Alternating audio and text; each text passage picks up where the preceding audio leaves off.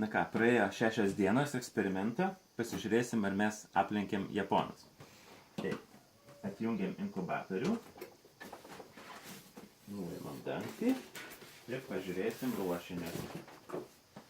Taip, ruošiniai yra daugiau jau sudėta, kad, kaip sakyt, kad nebūtų viena paklaida.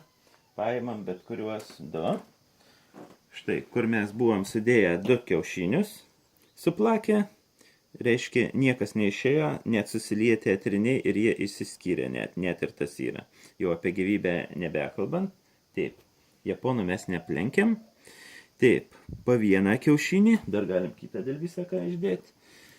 Žodžiu, jokios gyvybės, kaip ir reikėjo tikėtis, bakterija sunaikino kiaušinį ir gavosi niekas. Žodžiu, mum ne tik, kad nepasisekė aplenkti japonų, bet kaip ir visada likom jų uodegoje. Tai va, reiškia, mes inkubuosim senovinį būdų, kaip visada. Tai va, paimam kiaušinį, įdedam inkubatorių ir švystam gyvybę. Kiaušinio esmė yra, kad lūkštą jo saugo apsauginė plėvelė nuo bakterijų ir taip nesunaikina viduje vystančio embriono. Tai va, dabar peršviečiame, parodys, kaip peršviečiame kiaušinį. Štai, va čia yra ančiukas, jis už kelių dienų rysis ir va matosi juodas tamsios dėmės ir jos juda. Štai, jos yra juda, viskas tvarkoja, reiškia spardosi, viskas gerai, dar galima apversti, bet va, pasimatė, kad jisai tvarkoja yra.